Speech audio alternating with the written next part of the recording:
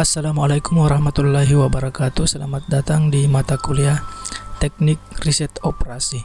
Teknik Riset Operasi ini adalah salah satu mata kuliah pada semester 6 ya.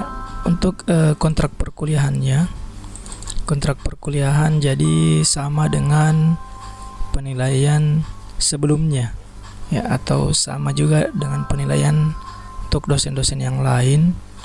Jadi untuk ujian tengah semester itu 25%, ujian akhir semester 25%, tugas meliputi kuis, PR keaktifan 35%, dan kehadiran 15%. Ya.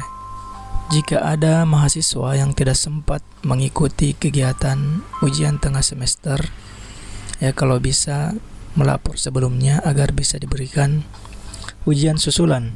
Ya, begitu pula dengan yang tidak mengikuti ujian akhir semester, kalau bisa melapor sebelumnya. Ya, jadi untuk total nilai akhir ini adalah 100%. Oke. Kita masuk ke materi pengertian teknik riset operasi. Jadi riset operasi ini adalah metode untuk memformulasikan ya.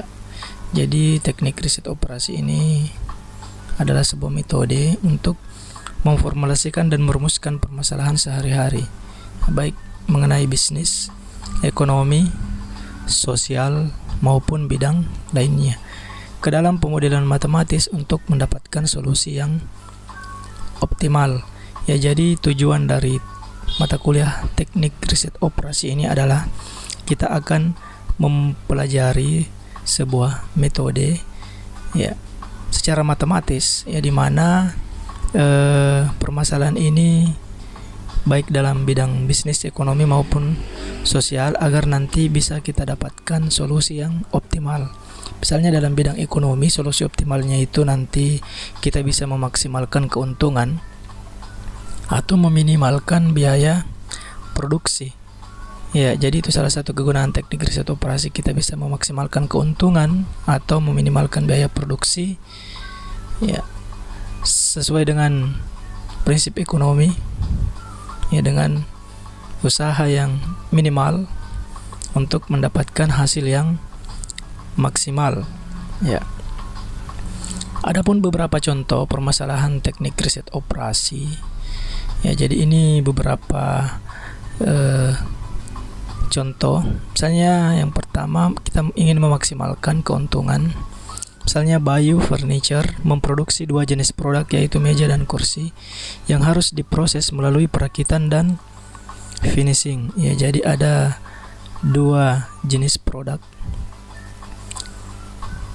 yaitu meja dan kursi, yang harus diproses melalui perakitan dan finishing. Proses perakitan memiliki 60 jam kerja, sedangkan finishing 48 jam kerja. Ya, untuk menghasilkan satu meja ini dibutuhkan 4 jam perakitan dan 2 jam finishing, sedangkan satu kursi membutuhkan 2 jam perakitan dan 4 jam finishing. Laba atau keuntungan tiap meja itu $8 dan tiap kursi $6. Sekarang kita harus menentukan kombinasi terbaik dari jumlah meja dan kursi yang harus diproduksi agar menghasilkan laba maksimal. Ya, jadi ini contoh permasalahan teknik riset operasi. Ya, jadi ada dua jenis produk meja dan kursi ya, memerlukan dua proses perakitan dan finishing. Untuk kendalanya, perakitan memiliki 60 jam kerja, sedangkan proses finishing memiliki 48 jam kerja. Ya, ini untuk tiap hari. Jadi ada kendala keterbatasan jam kerja, ya mungkin karena keterbatasan jumlah karyawan. Dari keterbatasan jam kerja ini, kita ingin mencari kira-kira untuk memaksimalkan jam kerja ini berapakah jumlah meja dan kursi yang kita buat agar keuntungannya bisa maksimum. Ya, jika kita lihat laba untuk meja $8 dan kursi $6. Mungkin kita berpikir bahwa kita buat meja saja semuanya ya. Kenapa? Karena keuntungan meja itu $8 ya. Akan tetapi kita juga perlu melihat ya bahwa untuk menghasilkan satu meja itu dibutuhkan juga 4 jam perakitannya ya, dan 2 jam finishing.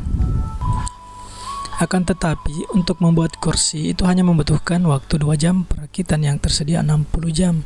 Ya, jadi di sini kita harus mencari kombinasi yang terbaik.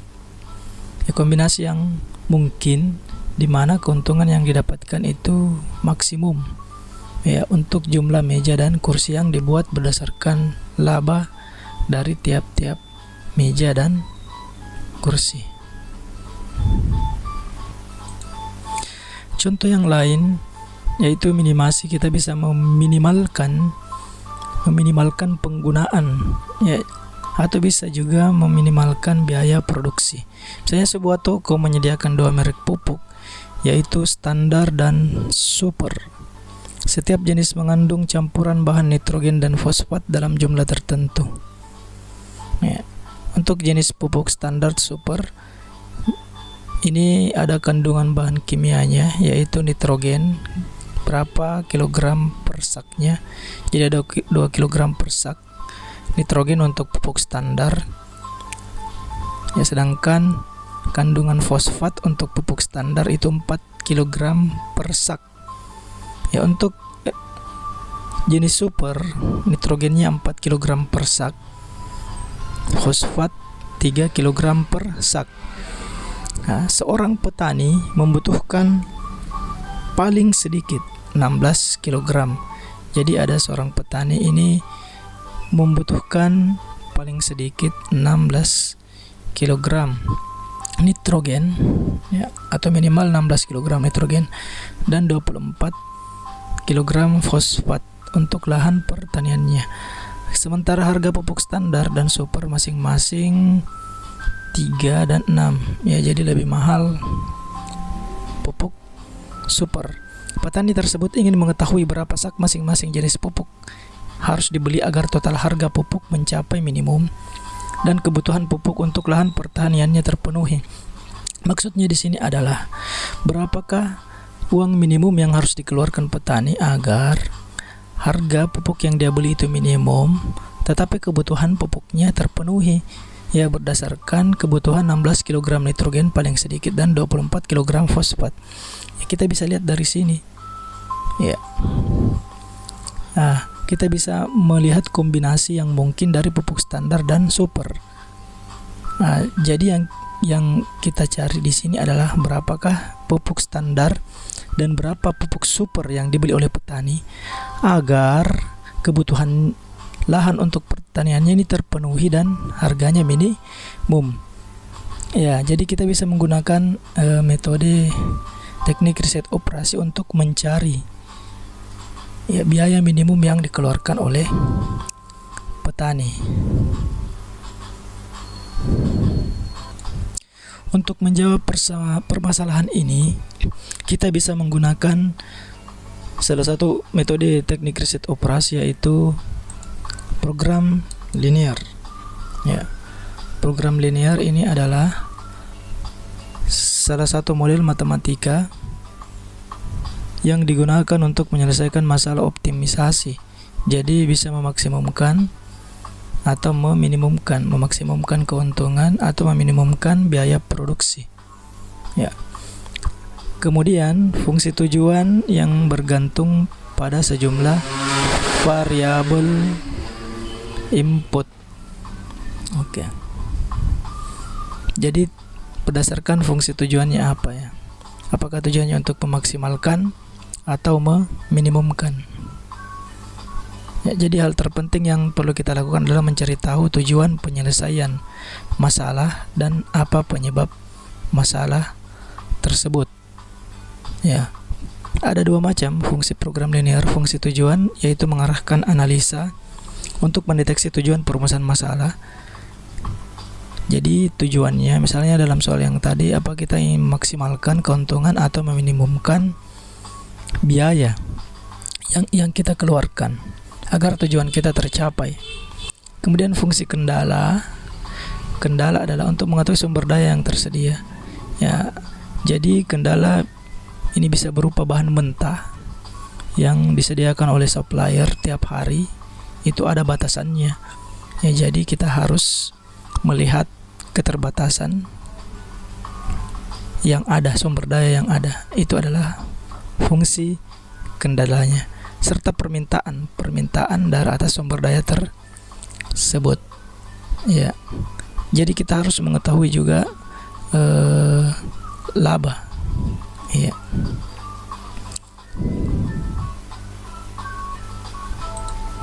Adapun contoh kasus dari program linear adalah sebagai berikut.